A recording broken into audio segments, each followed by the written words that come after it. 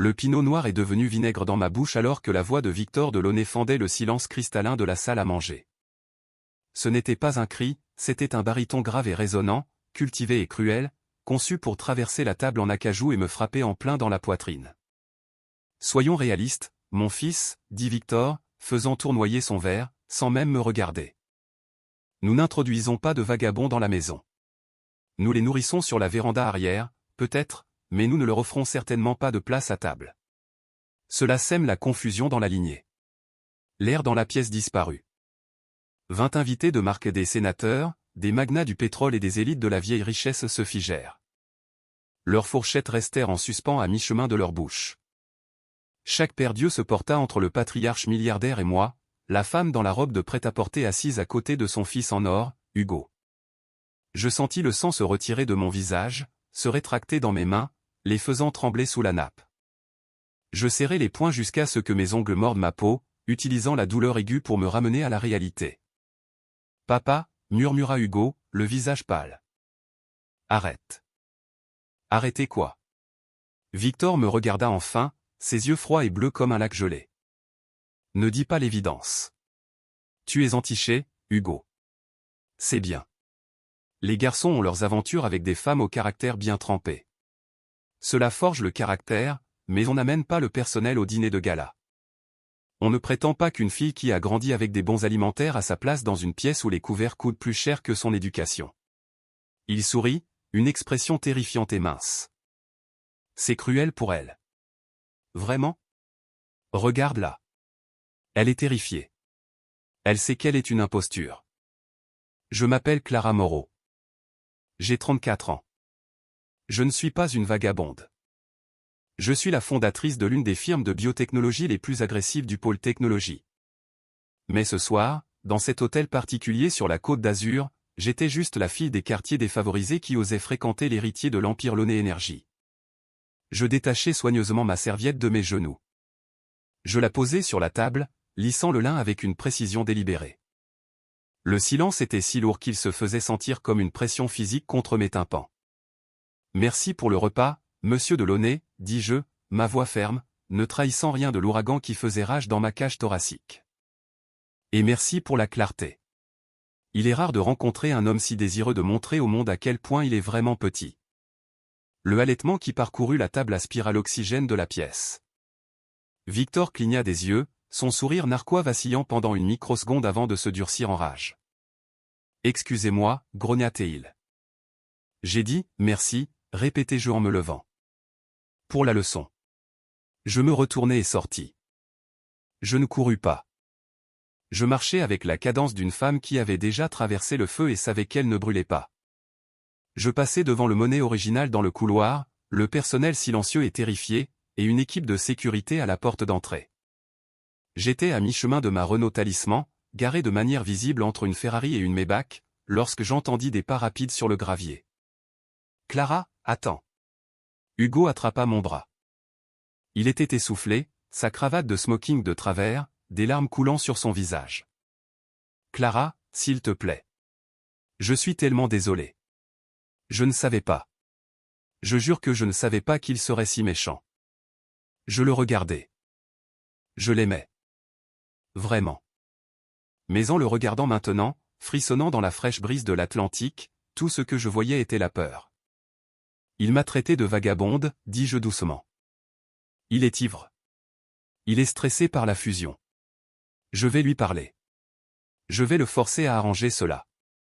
Tu ne peux pas réparer une pourriture aussi profonde, dis-je, retirant doucement mon bras de son étreinte. Il ne m'a pas seulement insulté. Il m'a déshumanisé. Et tu es resté assis là pendant 10 secondes avant de parler. J'étais sous le choc. J'étais en enfer, corrigeai-je. Il y a une différence. J'ouvris la portière de ma voiture. Je rentre à la maison. Hugo, ne me suis pas. J'ai besoin de réfléchir. Clara, ne le laisse pas gagner. Ne le laisse pas nous briser. Je regardais le manoir se dressant derrière lui, une forteresse de pierre et d'ego. Il ne peut pas briser ce qu'il ne possède pas rentre. Ton père attend que tu finisses ton dessert. Je partis en voiture. Je regardais le domaine de Launay rétrécir dans mon rétroviseur jusqu'à ce qu'il ne soit plus qu'un amas de lumière sur l'océan sombre. Mes mains tremblaient maintenant, la chute d'adrénaline me frappant comme un coup physique. Mon téléphone sonna. C'était mon assistante, Sophie. Il était 21h30 un samedi. « Clara, dit-elle, la voix tendue. Je sais que tu es au dîner, mais l'équipe juridique pour l'acquisition vient d'envoyer un courriel. Ils veulent avancer la signature à lundi matin. Launay Énergie fait pression. » Je garais la voiture sur le bas-côté de l'autoroute. Je fixais l'océan, sombre et agité. Launay Énergie, le dinosaure de l'industrie. Il perdait de l'argent, désespéré de se tourner vers les énergies renouvelables et la biotechnologie. Ils avaient besoin d'un sauveur. Ils avaient besoin d'Axiom. Ils avaient besoin de mon entreprise. Victor de Launay savait qu'Axiom était la cible. Il connaissait les données financières. Il savait que la technologie était révolutionnaire.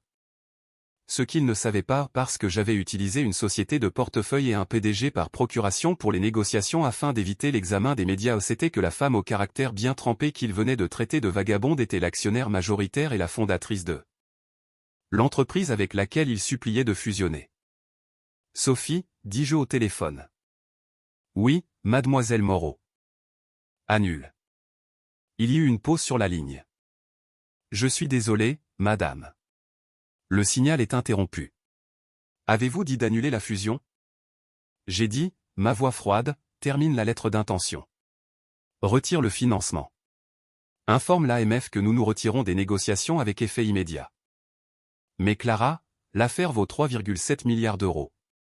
Les frais de résiliation seuls. Je me fiche des frais. Fais le chèque. Et Sophie? Oui.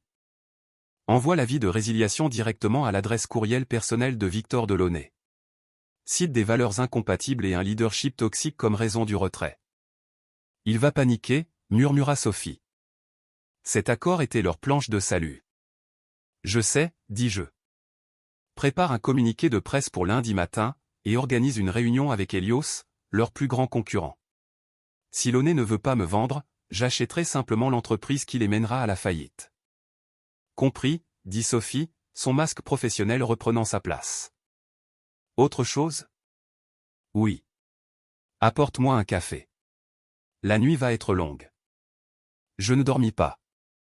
Je restais assise sur le balcon de mon Penthouse, regardant la ligne d'horizon de la ville, buvant du café bon marché et attendant. Les retombées furent plus rapides que prévu. À 7 heures du matin, mon téléphone explosa. Appel manqué de Hugo. Appel manqué d'avocat. Et 6 appels manqués d'un numéro que je reconnus des documents de diligence raisonnable, Victor de Launay. À 8h30 du matin, Sophie actionna mon interphone. Mademoiselle Moreau, il y a un monsieur dans le hall. Il dit que c'est urgent. Il crie sur la sécurité. Laisse-moi deviner, dis-je, lissant mon chemisier de soie. Costume coûteux, visage rouge. On dirait qu'il est sur le point d'avoir une crise cardiaque. C'est ça. Il dit qu'il a besoin de parler au propriétaire d'Axiom. Laisse-le monter, dis-je. Mais mets-le dans la salle de conférence vitrée.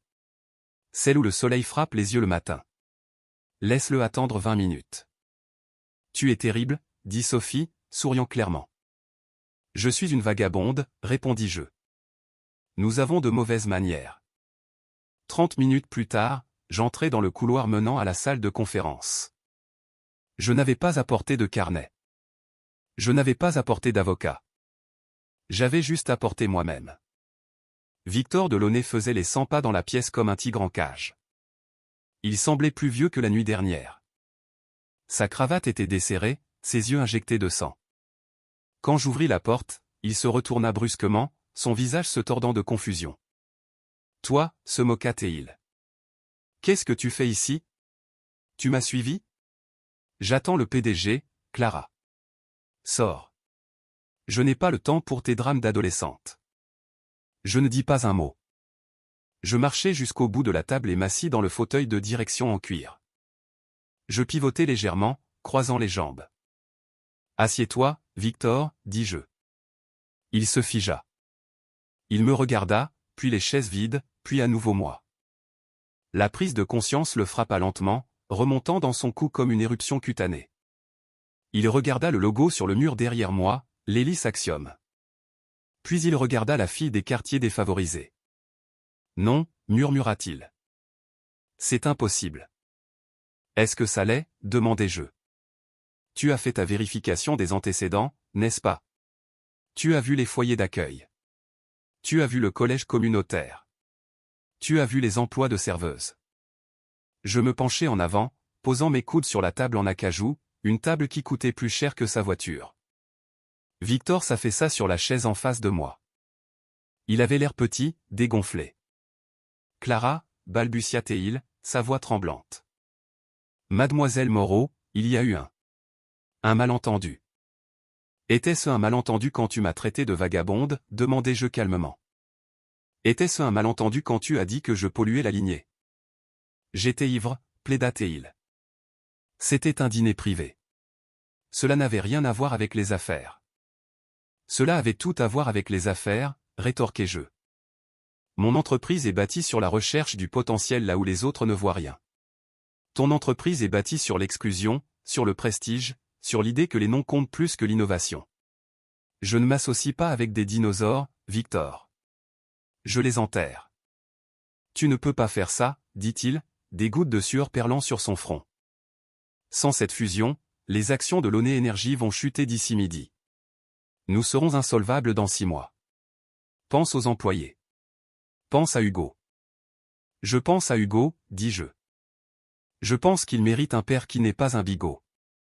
Et je pense qu'il mérite un avenir qui n'est pas lié à un navire en train de couler. Mon téléphone vibra sur la table. C'est Helios, dis-je. Ils sont très enthousiastes à propos de l'offre d'acquisition. Ils appellent pour finaliser les conditions. Victor semblait sur le point de vomir. S'il te plaît. Dis ton prix. Nous allons renégocier. Je te donnerai un siège au conseil d'administration. Je te donnerai. Je ne veux pas de siège, Victor, le coupai-je. Je veux la table. Je me levai. Voici le nouvel accord. Axiom va acquérir Launay Énergie, pas une fusion, une acquisition. Nous allons vous racheter pour une bouchée de pain pour sauver l'entreprise de la faillite. Mais il y a une condition.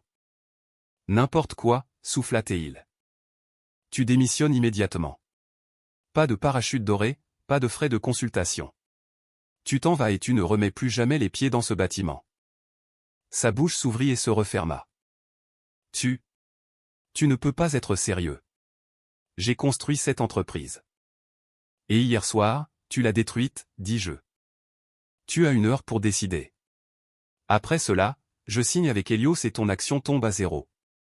Je marchai vers la porte. Oh, et Victor, en sortant, utilise l'ascenseur de service.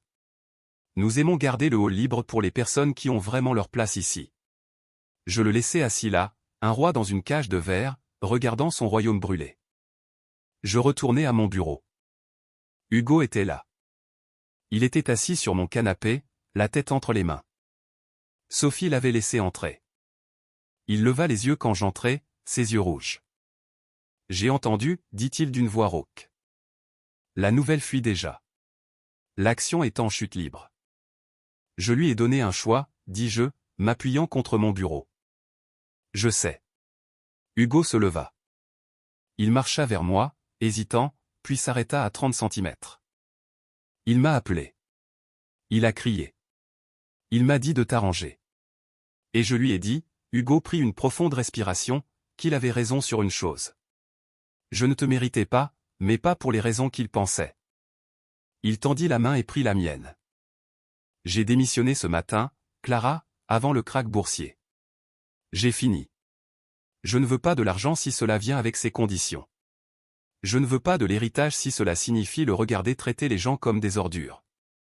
Je le regardais, cherchant la peur que j'avais vue la nuit dernière. Elle avait disparu. À sa place se trouvait une résolution tranquille et terrifiée. Tu as renoncé à des milliards, demandai-je. Je me suis éloigné d'un tyran, dit-il. Je préfère être une vagabonde avec toi qu'un prince avec lui. Je souris, et pour la première fois en 24 heures, le nœud dans ma poitrine se desserra. Eh bien, dis-je, le tyran plus près. La bonne nouvelle est que j'embauche. Et j'ai entendu dire que nous allons acquérir une grande entreprise énergétique qui a besoin d'un nouveau leadership non toxique. À midi, Victor Delaunay avait démissionné. À 14 heures, l'acquisition fut annoncée. Le soir, le monde sut que la vagabonde venait de manger le loup. Je n'ai plus jamais parlé à Victor. Je n'en avais pas besoin. La dernière image que j'ai de lui est à travers le mur de verre de ma salle de conférence, signant sa démission d'une main tremblante, comprenant enfin que dans le nouveau monde, la seule chose qui compte est ce que vous apportez à la table, pas qui était votre père. Certains disent que la vengeance est un plat qui se mange froid. Je ne suis pas d'accord.